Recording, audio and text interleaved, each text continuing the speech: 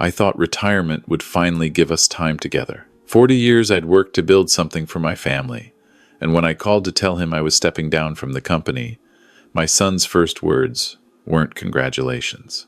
They were, "So when are you signing over your shares?" That should have been my warning, but I'm getting ahead of myself. Let me start from the moment everything shattered. The moment I stood in my own company's lobby, watching security guards I'd hired cross their arms and block my path. "I'm sorry, Mr. Harrison," the younger guard said, avoiding my eyes. "But we have orders. You're not authorized to enter the building." I stared at him. Not authorized? I founded this company. I've walked through this door every morning for 38 years. "We know, sir." But the new CEO was very clear. "You're not on the access list anymore." The new CEO, my son Daniel. The guard shifted uncomfortably. "Sir, please don't make this harder. We're just doing our jobs." I could feel the eyes of employees watching through the glass doors. People I'd mentored, promoted, worked alongside for decades. And I was being turned away like some stranger off the street. I pulled out my phone and called Daniel. It rang once before going to voicemail. I called again, voicemail, a third time. On the fourth call, he picked up. "Dad, I'm in a meeting." "Daniel, there's been some mistake. Security won't let me into the building." A pause. Then, in a voice so cold it didn't sound like my son at all. "There's no mistake. We discussed this. You retired. Your access was revoked as part of the transition protocol." "Protocol? Daniel, I need to get my personal things from my office. I have files, photos of your mother. Everything will be boxed up and sent to your house. We'll handle it." "We? Daniel, what's going on?" "I told you, I'm in a meeting. We'll talk later." The line went dead.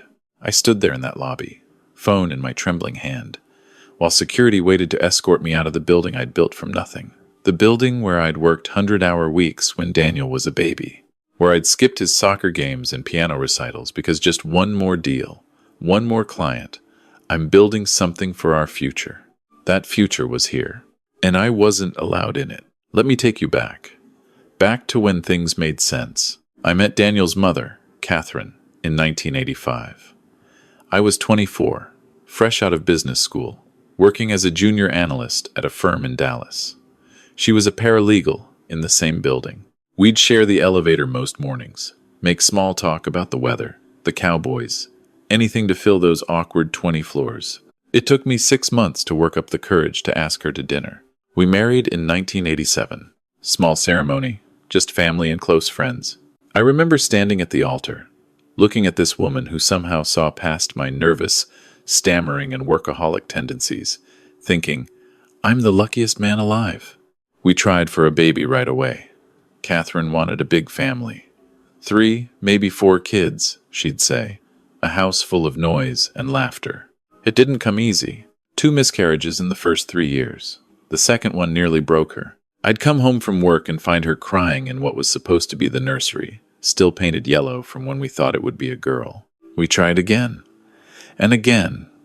3 more losses over the next 4 years. The doctors said it was unlikely she could carry to term. Something about her uterus, the lining, medical terms that basically meant, this dream of yours isn't happening. Catherine fell into a depression. I threw myself into work, started my own consulting firm in 1993. If I couldn't give her children, I'd give her security. A life where she'd never have to worry about money. Then, in 1995, a miracle. Daniel was born on March 15th, 1995, after the smoothest pregnancy Catherine ever had. 8 pounds, 6 ounces. Perfect in every way. We named him Daniel Robert Harrison. Daniel after Catherine's father, Robert after mine. I held him in that hospital room and made promises. I'd be better than my father, who died of a heart attack at 52, worked to death. I'd be present. I'd make time. I wouldn't let work consume me. I meant those promises. But the company was growing. By the time Daniel was 5, Harrison Strategic Consulting had 40 employees. By the time he was 10, we'd opened offices in 3 states. The more successful I became, the less I was home. Catherine never complained. She managed the household, raised Daniel, attended every school event. She'd email me photos from his basketball games, his science fairs, his middle school graduation. I'd see them hours later, between client meetings, and feel a pang of guilt that faded as soon as the next crisis demanded my attention. When Daniel turned 16, I tried to make up for lost time, taught him about business, brought him to the office during summers. He seemed interested, asked good questions. I thought, maybe this is our thing. Maybe we can bond over this. He went to USC for business school, my alma mater. I was so proud. He graduated in 2017, came straight to work for me. Started at entry level, which he resented, but I insisted. You have to earn it, son. People need to respect you, not just see you as the boss's kid. He worked hard. I'll give him that. Long hours, took on difficult clients, proved himself. In 2019, he married Ashley. I liked her at first.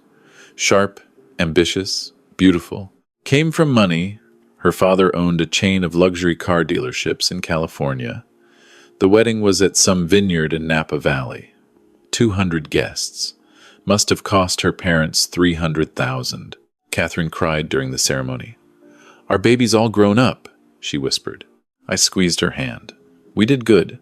Looking back, I should have noticed the changes then. How Daniel started questioning my decisions in front of other executives. How he'd roll his eyes when I'd share stories from the early days. How Ashley would touch his arm during family dinners, and he'd suddenly remember somewhere else they needed to be. But I was focused on the company. We were in acquisition talks with a major firm. If it went through, we'd triple in size. It was everything I'd worked for. Then Catherine got sick. May 2022. She went in for a routine mammogram. They found something. Stage 3 breast cancer. The world stopped. I took a leave from work. First time in 38 years. Daniel stepped up, said he'd handle operations. I was grateful. For the first time in a long time, my son and I were on the same team, working toward the same goal, keeping the company running while I took care of his mother. Catherine fought hard. Chemo, radiation, more chemo. She lost her hair, lost weight, but never lost that spark. I've got more living to do, Robert, she'd say. This isn't how my story ends. Daniel visited. Not often. Maybe twice during those 6 months of treatment. Work's crazy, Dad, he'd say. You understand. I did. I understood too well. I saw myself in him, and it terrified me. Catherine went into remission in December 2022.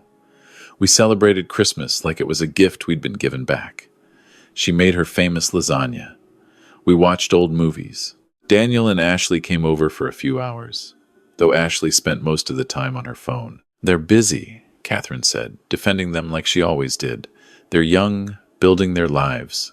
6 months later, the cancer came back. Stage 4. Metastasized to her liver, her lungs. The doctor gave us a timeline. Maybe a year, maybe less. Catherine took it better than I did. We knew this was a possibility, Robert. Let's make the time count. I wanted to quit the company entirely, sell it, cash out, spend every moment with her. She wouldn't let me. That company is your legacy. Our legacy. You're going to pass it on to Daniel. That's what we've been working toward. Daniel visited once during those final months. Once, he came to the house on a Tuesday afternoon. Ashley was with him. They stayed for 20 minutes. I watched him look at his mother, pale and thin, the oxygen tube in her nose, and I saw discomfort in his eyes. Like she was a problem he didn't know how to solve. How are you feeling, Mom? I'm okay, sweetheart. Tell me about work. What's happening with the Markson account? His face lit up. For 15 minutes, he talked about contracts and negotiations and quarterly projections. Catherine smiled and nodded, asked questions, engaged him like she'd always done. When they left, Ashley kissed Catherine's cheek. Get better soon, she said, like it was a cold, like willpower could cure stage 4 cancer. Daniel hugged his mother. Love you, Mom. Love you too, baby. He didn't hug me, just nodded. I'll keep things running at the office, Dad. Don't worry about anything. That was the last time he saw her alive. Catherine died on August 3rd, 2023, at 2:47 inches the morning. I was holding her hand. We'd been talking, remembering our first date, that terrible Italian restaurant that gave us both food poisoning. She laughed, which turned into coughing, which settled into silence. "Robert," she whispered, "promise me you'll make peace with Daniel. Whatever happens, he's your son. Promise me." I promised. 3 minutes later, she was gone. I called Daniel. It was 3 a.m. He answered on the sixth ring. "Mom's gone," I said. Silence. Then, "I'll call the funeral home." "Daniel, I need you. Can you come to the house?" "Dad, it's 3 in the morning. I'll come tomorrow. We'll handle the arrangements." He hung up. I sat with Catherine's body until sunrise, holding her cold hand, feeling more alone than I'd ever felt in my life. Daniel came at noon. Ashley was with him. They brought coffee. "How are you holding up, Dad?" I couldn't answer. I just stared at him. "We need to make decisions," he continued, businesslike. "The funeral, the service. Ashley's been researching venues." Ashley nodded. "There's a beautiful place in Preston Hollow. Very elegant. They have the Saturday after next available." Saturday after next. 10 days away. "Your mother wanted to be cremated," I said quietly. "She wanted a simple service, family only." Ashley and Daniel exchanged a look. "Dad," Daniel said carefully, "people need to pay their respects. Mom was well known in the community. It should be appropriate. Appropriate, dignified. A proper goodbye." I was too numb to argue. I let them handle it. The funeral was exactly what Catherine didn't want. 200 people at some country club. Catered lunch, a string quartet. Ashley had designed the program with Catherine's photo and some quote about strength and grace. I sat in the front row, watching strangers cry over my wife, and felt nothing but emptiness. Daniel gave the eulogy, talked about Catherine's kindness, her dedication to family, her pride in his accomplishments, made it sound like they'd been close, made it sound like he'd been there. Afterward, during the reception, I overheard Ashley talking to someone. Such a tragedy. But Robert's retiring now, so at least Daniel can fully take over the company. It's what Catherine would have wanted, for the legacy to continue. Retiring? I found Daniel in the hallway, shaking hands with guests. "Daniel, can we talk?" "Not right now, Dad. People need—" "No." We stepped into a side room. What did Ashley mean about me retiring? He had the decency to look uncomfortable. "Dad, we've talked about this." "No, we haven't. After Mom's diagnosis, you said you were thinking about stepping back, transitioning out." I said I was thinking about it. I never made a decision. "Dad, you're 62. You've had a traumatic loss. It's time. You've earned your rest." "And you've earned the company?" His jaw tightened. "I've been running it for over a year while you were dealing with Mom's illness. The clients know me now. The transition makes sense." "The transition. You've already been planning this. Someone has to think about the future, Dad. Someone has to make the hard decisions." I stared at my son, this man I barely recognized. "We'll talk about this later," I said. "Today is about your mother?" "Of course," he said smoothly. "We'll set up a meeting, make it official." He left me standing there, went back to playing the grieving son for the crowd. 3 weeks later, Daniel called. "Thursday, 2 p.m. Come to the office. We'll discuss the transition details." I arrived at 1:45. Went to park in my spot, the one marked R. Harrison, founder. Someone else's car was there. A Mercedes, California plates. I parked in visitor parking. Went to the lobby. The receptionist, Maria, had worked for me for 12 years. She looked nervous when she saw me. "Mr. Harrison, they're expecting you in the main conference room." I took the elevator to the 4th floor, walked past my office. The door was open. Ashley was sitting at my desk, on her phone. She looked up. "Oh, Robert, hi. Daniel's waiting for you." In my office. At my desk. I kept walking. The conference room had 7 people. Daniel at the head of the table, Ashley to his right, a lawyer I didn't recognize, 3 board members, and Patricia Chen, my CFO for 20 years. Patricia wouldn't meet my eyes.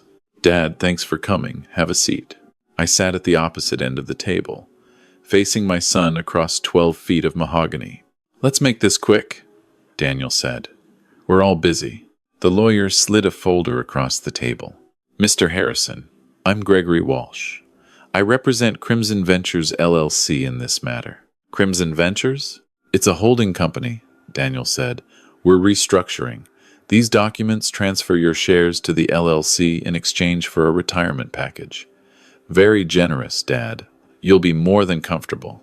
I opened the folder. 50 pages of legal jargon. You want me to sign over my company. It's not your company anymore, Dad. It's a business, an entity, and it needs leadership that's present, engaged, forward-thinking. I built this from nothing. 38 years ago. Times change. The industry changes. You've done your part. Now it's time for new vision. I looked at the board members. You agreed to this? One of them, Marcus, cleared his throat. Robert, Daniel's right. The company needs consistency. With your recent personal situation, the board feels it's best.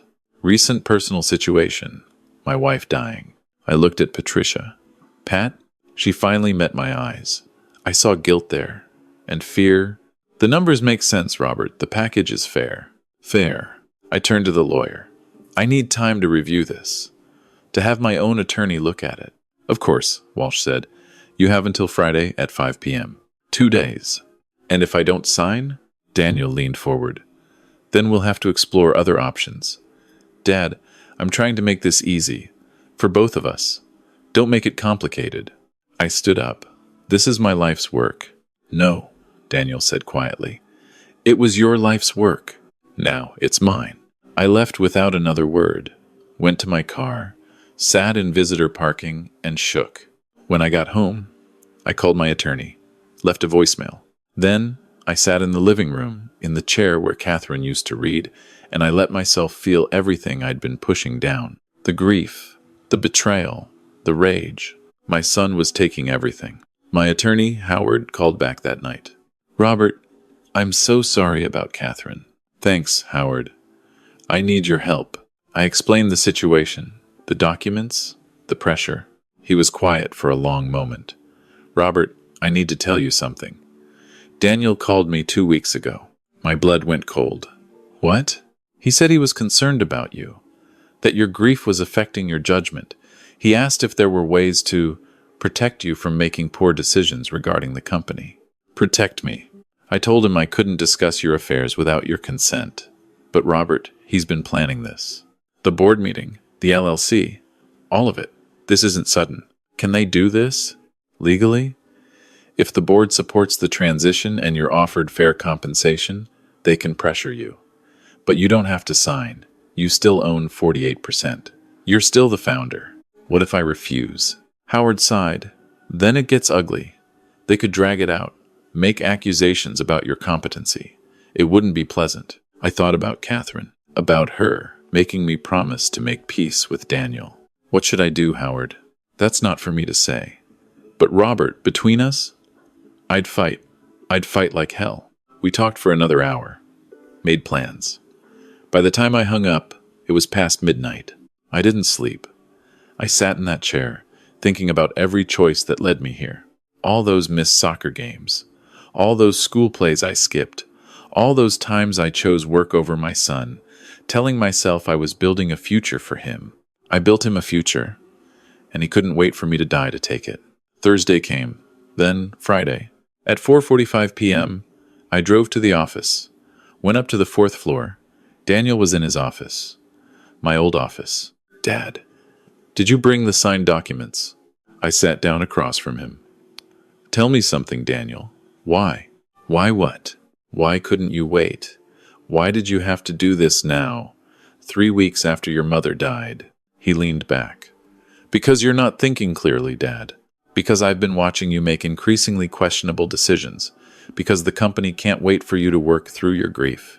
Questionable decisions. The Harriman deal. You offered terms way below market value. If I hadn't caught it, I was negotiating. That's how deals work. You're not sharp anymore, Dad. I'm sorry, but it's true.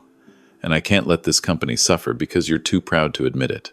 This isn't about the company. This is about you wanting control. His expression hardened. Maybe. Or maybe it's about me being tired of living in your shadow, of hearing about the great Robert Harrison, founder, visionary, self-made man, of watching you take credit for a company I've been running for a year while you sat by Mom's bedside. There it was, the truth. She was dying, Daniel. I know. And I'm sorry. But life goes on, Dad. Business goes on. I stood up. I'm not signing. Then I'll call an emergency board meeting. Monday morning. They'll vote you out. They can't. I'm the founder. They can, actually. Check your bylaws. Founder can be removed by unanimous board vote if deemed incapable of fulfilling duties. And Dad? I've got their votes. I left his office, took the elevator down, walked through that lobby for what I thought might be the last time. Security didn't stop me. Not yet. That weekend, I made phone calls, called every board member, begged, reasoned, reminded them of loyalty, of history. Marcus was apologetic. Robert, I'm sorry. But Daniel's right. You're not yourself. Maybe in a year or two, you can come back in some capacity. Some capacity. Like what? Consultant. I founded this company, and it's time to let it grow beyond you. One by one, they all said the same thing. Daniel had gotten to them first, offered them things, positions, bonuses. He'd built his coalition while I was watching my wife die. Monday morning, I dressed in my best suit, drove to the office. That's when security stopped me. Standing in that lobby, humiliated, I finally understood. This was checkmate. Daniel had planned every move. The timing, the board, the documents. He'd even gotten my attorney to warn me, knowing it would make me feel even more helpless. My son had played me perfectly. I drove home, sat in Catherine's chair, and I did something I hadn't done in 40 years. I cried. Not for the company, not for the money, for the relationship I'd never have with my son, for all the moments I'd missed, for the choices that led us here. Catherine had been right. I'd built an empire and lost my family. But as I sat there, something shifted. Grief turned to clarity. If Daniel wanted to play hardball, I could play too. Because here's the thing about being a self-made man, about building something from nothing. You learn to be strategic. You learn to think 3 moves ahead. And I'd been thinking. I picked up my phone, made a call. Howard, it's Robert. Remember that conversation we had about fighting? I do. Let's fight. The next week, I signed the documents. All of them.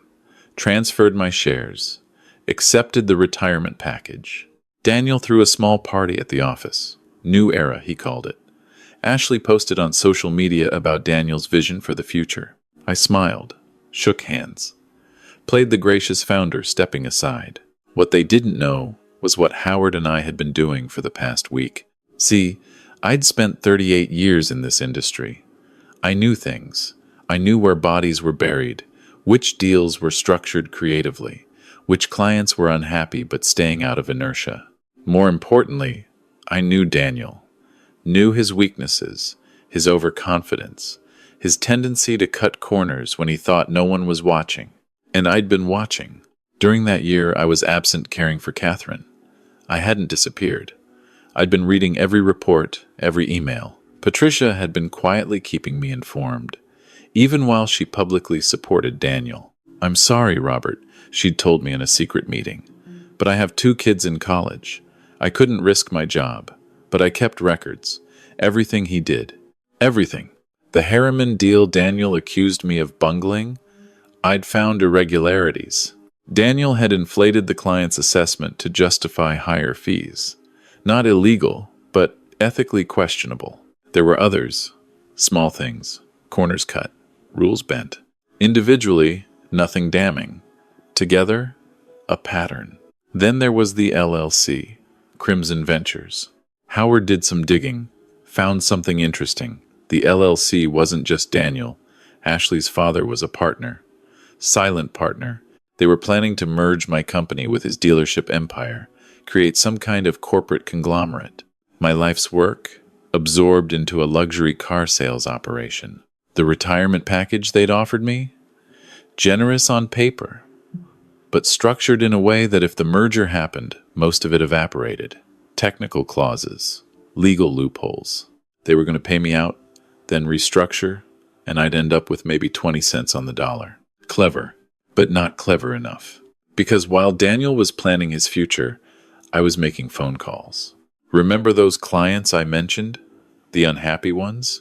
I spent 3 weeks having lunch, playing golf, casual conversations, never once bad-mouthing Daniel or the company, just reconnecting. Retirement's been interesting, I'd say. Lots of time to think about next steps. By week 4, I'd talked to 15 of our top clients, representing about 40% of annual revenue. You know, Robert, one of them said over drinks, I stayed with HSC because of you. Daniel's fine, but he's not you. If you ever started something new, I smiled. Funny you should mention that. Week 5. I registered a new company. Harrison and Associates. Consulting. Boutique firm. Very selective clientele. Week 6. I started getting calls. Robert, heard you're back in business. We'd love to talk about transitioning our account. By week 8, I had 12 former clients signed. Contracts. Retainers. Daniel called me on a Tuesday. What the hell are you doing? Consulting. I'm retired from HSC. Not from work. I'm 62. Daniel, not dead. You're stealing our clients. I'm not stealing anyone. They're choosing to work with me. That's how business works. This is a violation of your non-compete. I smiled, even though he couldn't see it. Actually, Howard was very careful about that. My retirement agreement has a non-compete for similar services in the same market sector. My new company operates in different sectors, different services, all above board. Dad, this is... what? Competitive? Strategic? Everything you said you wanted to be? Silence. Here's what's going to happen, Daniel. You're going to run your company. I'm going to run mine, and we'll see who does better. You're 62 years old, and I'm just getting started. I hung up. Over the next 3 months, I built Harrison and Associates into a lean, focused firm. 10 employees. All people who'd left HSC because they couldn't stand Daniel's management style. We worked out of a small office in Uptown. No fancy lobby, no country club memberships, just good work, fair prices, and attention to detail. Word spread. More clients came, some from HSC, some new. By month 6, we'd hit $7 million in revenue. By month 9, $12 million. Meanwhile, HSC was struggling. The merger with Ashley's father's dealerships fell through. Turns out, when you lose 40% of your top clients, your valuation drops. The board started asking questions. Daniel tried to stop the bleeding, hired expensive consultants, spent money on marketing, made promises about exciting new directions. It didn't matter. The foundation was cracked. I didn't gloat, didn't call, didn't say a word. I just worked. Then, on a Friday afternoon in March, exactly 1 year after Catherine died, Patricia called me. Robert, I'm leaving HSC. Daniels. It's not good. I wanted you to hear it from me. What's happening, Pat? She sighed. Board's calling for another vote. They want Daniel out. The company's hemorrhaging money. Clients keep leaving. Daniel's spending like crazy trying to fix it, but he's just making it worse. I'm sorry to hear that. No, you're not. She was right. I wasn't. Will you be okay, Pat? I've got another job lined up. But Robert, there's something you should know. Daniel's been calling your clients, begging them to come back, offering ridiculous deals below cost. He's desperate. Desperate. My phone buzzed. Another call coming in. Unknown number. Pat, I have to go. We'll talk soon. I switched lines. Dad. Daniel's voice. Rough. Like he'd been crying. Daniel. I need your help. 3 words I'd waited my whole life to hear from my son. And now, hearing them, I felt nothing. What kind of help? The board's voting me out. Thursday. They want to bring you back as interim CEO while they search for permanent replacement. What do you want me to do about it? Talk to them. Tell them to give me more time. Tell them you support me. I looked at the photo of Catherine on my desk. Her smile, her eyes, promise me you'll make peace with Daniel. Why should I, Daniel? Because I'm your son.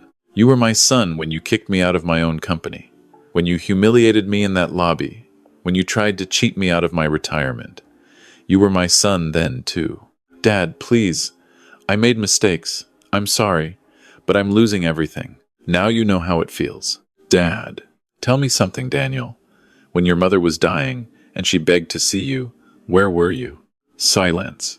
When she asked about you every day, made excuses for why you weren't there, where were you? I was working. You were trying to take my company. You were planning this. Even while she was dying, you were planning how to push me out. That's not fair. Fair? You want to talk about fair? You betrayed me, Daniel. You betrayed everything I built, everything I sacrificed. You sacrificed us. You were never there, Dad. Never at my games, never at my school events. You chose work over family every single time. I was building a future for you. I didn't want a future. I wanted a father. The words hung there. We were both breathing hard. Daniel, I said quietly, I failed you. I know that. I wasn't the father I should have been. I'm sorry for that. I'm sorry for every missed moment, every time I chose work over you. I could hear him crying. But what you did? Kicking me out, trying to cheat me, doing it 3 weeks after your mother died? That wasn't justice, Daniel. That was cruelty. And I can't help you now. Dad, please. They're taking everything. Good. Maybe you'll learn what I never taught you, that everything worth having can be lost, that success means nothing without integrity, that family, real family, is irreplaceable. I'm your family. You were. But you made your choice. I hung up, sat there for a long time. The next day, the board called, offered me interim CEO position.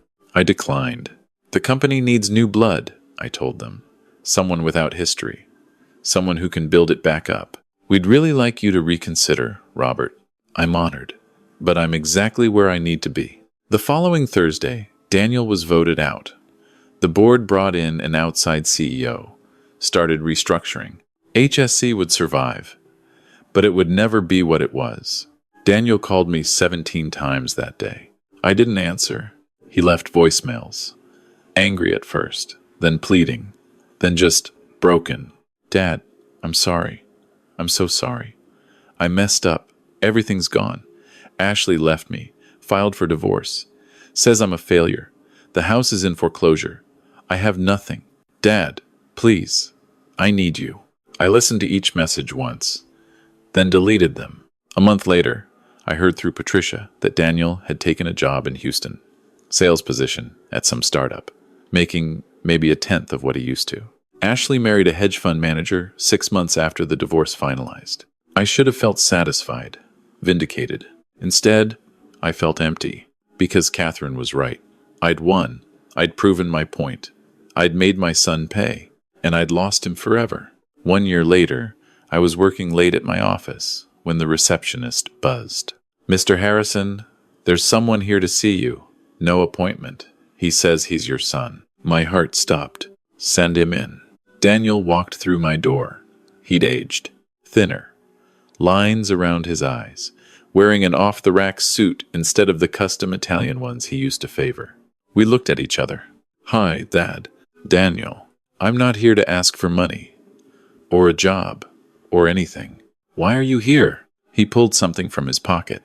A photo. Showed it to me. Catherine. Holding baby Daniel in the hospital. Her smile radiating pure joy. I found this in some boxes. From when you sent my stuff from the old office, I remembered that day, remembered thinking I'd never been happier. I've been going to therapy, Daniel said, trying to understand how I became, how I did what I did. I waited. The therapist says I was angry at you for never being there, for choosing work over us. And when Mom got sick and you finally stepped back, it felt like you could have done that all along. You could have been present my whole childhood, but you chose not to. Daniel, let me finish. I'm not excusing what I did. I was cruel. I was greedy. I destroyed our relationship for money and power, and because I wanted to hurt you the way you hurt me. He sat down. But Dad, I hurt myself more. I lost everything. My career, my marriage, my family, and sitting in my apartment in Houston, working a job I hate. I realized something. What? I became you. The worst version of you. I chose ambition over family. I sacrificed relationships for success. I became everything you warned me not to be, and I blamed you the whole time. He looked at the photo. Mom loved us both. She saw the good in both of us, even when we couldn't see it in each other. And she's gone, and we can't get her back. But Dad, we're still here, and I don't want to spend the rest of my life estranged from my only parent. I felt something break open in my chest. I'm not asking for forgiveness. I know I don't deserve it. I just wanted you to know that I understand now. I understand what you sacrificed, why you did it, and I'm sorry I couldn't see it when it mattered. He stood up to leave. Daniel. He turned. Sit down. We talked for 4 hours. About everything. About all the pain, all the mistakes, all the years of distance and resentment. I told him about every game I'd missed, how I could still remember the dates, how I'd hated myself for it. He told me about waiting for me to come home, falling asleep on the couch, waking up alone. We cried. Both of us. As the sun set and the office grew dark, I said, I can't give you your job back. I can't fix what happened. I know, but I can try to be your father. If you'll let me, not the father I was, the father I should have been. He nodded, unable to speak. Your mother made me promise to make peace with you. I'm trying, Daniel. I'm trying. Me too, Dad. It's been 6 months since that conversation.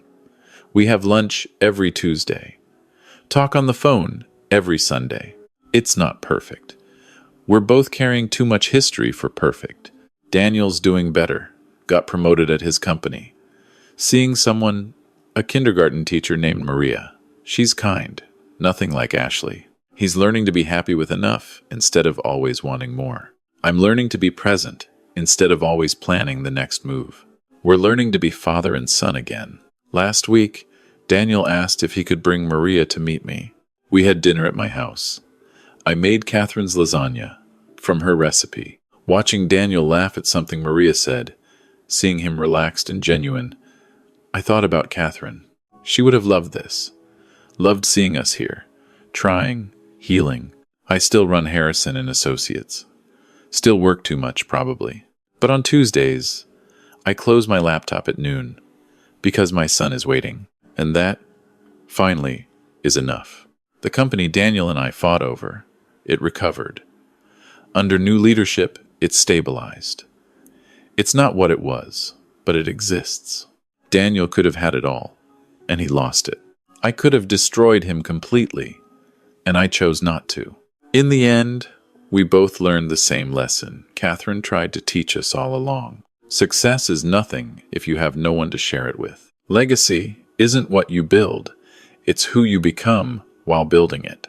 And family, broken, imperfect, painful family, is worth more than any empire. I keep that photo Daniel showed me on my desk now. Catherine and baby Daniel. Sometimes I look at it and feel grief for all the years we wasted. Sometimes I look at it and feel grateful for the chance we have now. Most days, I feel both. That's the thing about second chances. They don't erase the past. They just give you a chance to do better going forward. Daniel calls me right on schedule every Sunday, and I always answer.